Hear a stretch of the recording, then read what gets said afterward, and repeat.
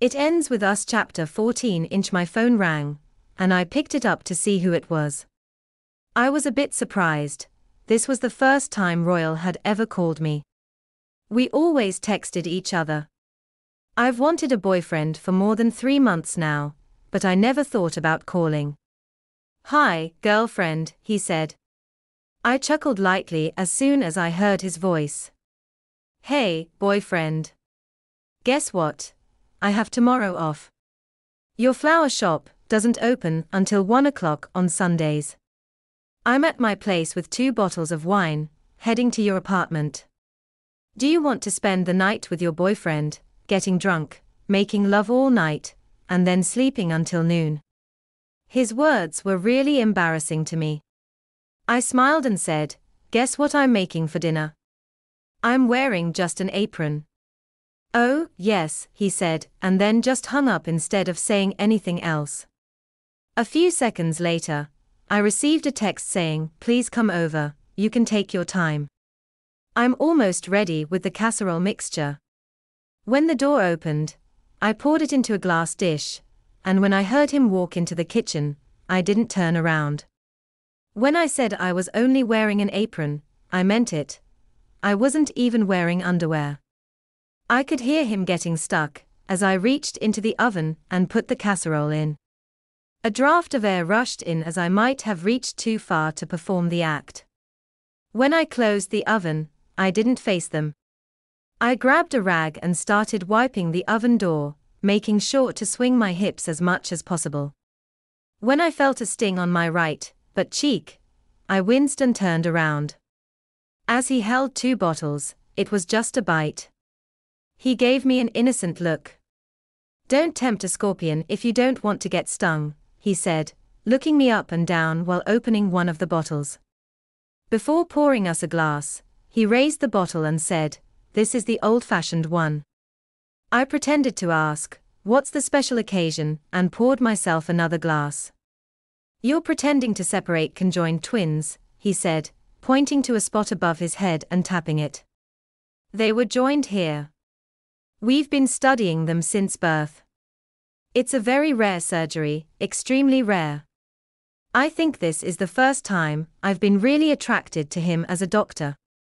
I mean, I admired his drive and dedication, but seeing how excited he was about his livelihood was really sexy." "How long do you think it will take?" I asked. He shrugged, unsure. "They are young, so the time under general anesthesia is an issue," he said, raising his right hand and wiggling his fingers.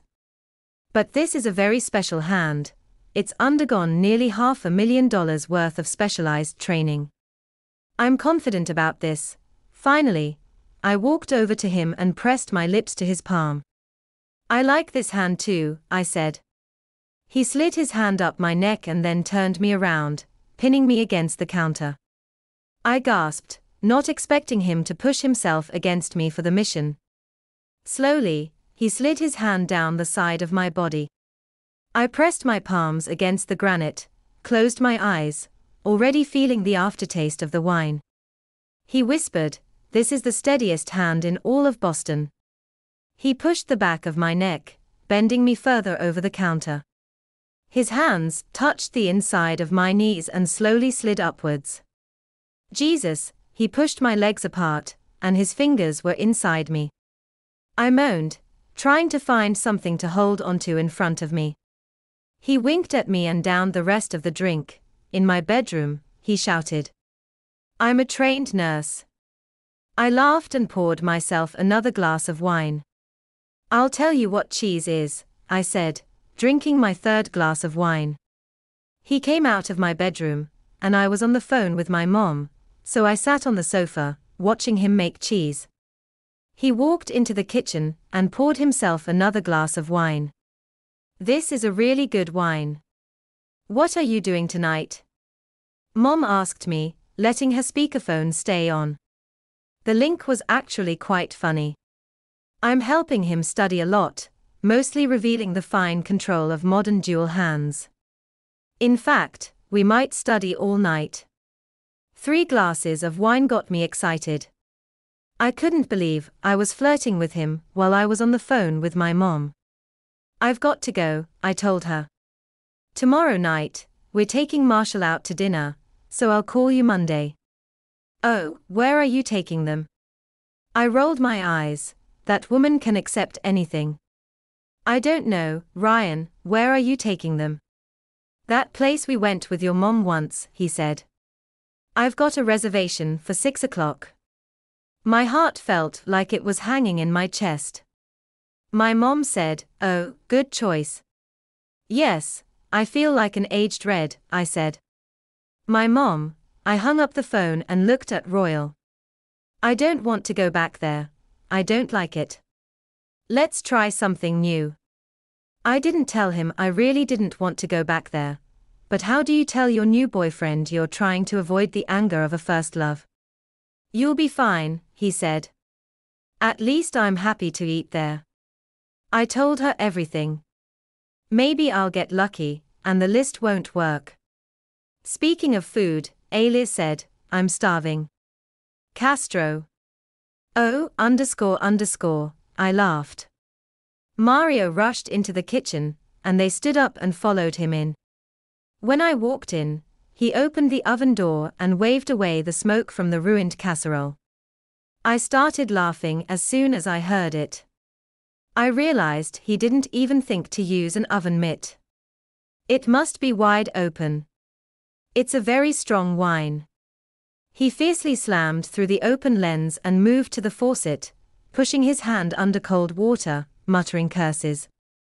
I tried to suppress my laughter, but the wine and the absurdity of the last few seconds made it very difficult. Looking at Lyle's hand, I hoped he wasn't seriously hurt. I immediately stopped laughing. I lay on the floor, within a second. My hand pressed against the corner of my eye, and Riley's arm appeared out of nowhere and suddenly struck down. Then I felt the weight that had to be swallowed, pressing on every part of me. So much gravity weighing on my emotions, everything crushing my tears, my heart, my laughter. My soul flowed around me like shattered glass as I rubbed my body with my arms. Without looking up at him, his voice didn't penetrate my body this time, it felt like it was stinging me now. Every word of his pierced me like a sharp sword. Then I felt him next to me, his damn hand rubbing my back. He said, "Oh God, Lily," as he tried to pull my arm away from my head, but I refused to yield. I started shaking my head. I had just seen the last 15 seconds disappear, the 15 seconds that completely changed everything about a person, the 15 seconds that would never come back. He pulled me toward him and began kissing my upper body. "I'm sorry, I just burned my hand. I panicked, and you were laughing at it. I'm sorry this all happened so fast. I didn't mean to push you, Lily, I'm sorry." This time, I didn't hear Riley's voice. All I heard was my father's voice. "I'm sorry, Jenny, it was an accident." "I'm so sorry. I'm sorry, Lily, it was an accident." "I'm sorry." I just wanted him to get away from me, so I used every ounce of strength in my hands and legs to push him away. He fell back onto his hands, real sorrow in his eyes, but then they filled with something else, worry, panic. He slowly lifted his right hand, which was covered in blood, blood flowing from his wound, down his wrist. I looked at the floor, at the shattered glass in the casserole, at his hand. I had just pushed him into the glass. He turned and pulled himself up. He reached under the water, and the blood started washing away. I stood up, and just as he pulled a piece of silver glass from his palm and threw it onto the counter, I was filled with anger. But somehow, concern for his hand found its way through. I grabbed a towel and stuffed it into his fist. There was so much blood. It was his right hand, the hand scheduled for surgery on Monday. I tried to help stop the bleeding, but I was shaking too much. He pulled that hand away, and, with his good hand, lifted my chin. "Lily's hand, I don't care about my hand. Are you okay?" His voice frantic, He looked back and forth between my eyes. My shoulders started shaking, and huge, sincere tears streamed down my cheeks. The sound of my heart breaking was audible, and I could feel it in every part of me. Oh God, you pushed me into the right place. Do you realize that what just happened hurts more than what actually happened? He wrapped his arms around my neck, desperately pulling me against him. I'm sorry, God, I'm sorry, his face pressed into my hair, squeezing me with every emotion he had. Please don't hate me. Slowly, his voice began to regain its calm. I felt it in my stomach, in my toes. His entire career depended on his hand, so he had to say something about not even being worried, right? I was confused. So many things had happened: smoking, drinking, shattered glass, food splattered everywhere, blood, anger, apologies. It was too much. I'm sorry, he said again. I took a step back, his eyes red. I'd never seen him look so sad. I panicked. I didn't mean to push you. I was just panicking. All I could think about was the surgery on Monday on my hand. I'm sorry. He pressed his mouth to mine, breathing into me. He wasn't like my father, he couldn't be. He wasn't like my father at all. Considerate bastard. We were both upset, kissing, confused, and sad. I've never felt so ugly and hurt as I did in this moment, but somehow the only thing that could ease the pain was this man. It was this man. My tears were soothed by his sorrow, my emotions stirred by his mouth on mine, his hands gripping me like he never wanted to let go. I felt his arms wrap around my waist, carefully lifting me, walking through the mess we'd made. I didn't know if I was more disappointed in him or in myself, him for losing his temper in the first place, or me for finding comfort in his apology. He carried me, kissing me all the way to my bedroom. When he laid me on the bed and whispered to me, he was still kissing me. I'm sorry, Lily. He moved his lips to where I had bumped my eye on the cabinet, kissing me there. I'm sorry. His mouth was hot and wet. I didn't even know what was happening. I'm sorry. We acted as if I had always hoped my mother would respond when my father hurt her, but deep down I was willing to believe that this was really an accident. Riley wasn't like my father. He wasn't like him at all. I needed to feel his sorrow, his regret. I got both from the way he kissed me. I opened my legs for him, and sorrow took another form. Each time he entered me, slow apologies pierced me from within.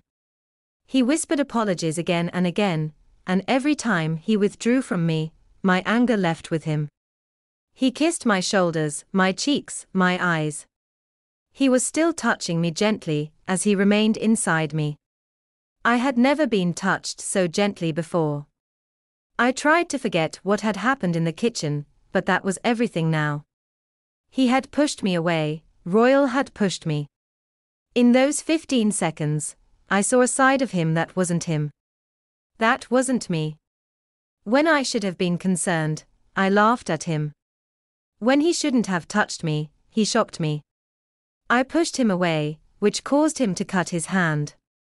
It was awful. The whole thing lasted 15 seconds. It was absolutely terrible. I never want to think about this again. He still held the rock in his hand, stained with blood. I pushed against his chest. I'll be right back, I told him. He kissed me again, and then rolled off me. It was all his blood. I grabbed a rag, trying to wash it off, and then I looked under the sink for first aid. It's important to cut it open after an hour. No more alcohol, we're not allowed to have vintage wine anymore. I grabbed the box from under the sink, opened the bedroom door, and he came back from the kitchen holding a small bag of ice. He held it up to your eye, and he said, "I'll hold the kid from the first date up to your hand." We both smiled, and then sat back down on the bed. He leaned against the headboard, and I kept his hand on my leg, pressing against his wound so his eye was close to mine. "It doesn't look as bad as they think," he said with relief. Can you prevent it from blistering? Will he still be able to perform surgery?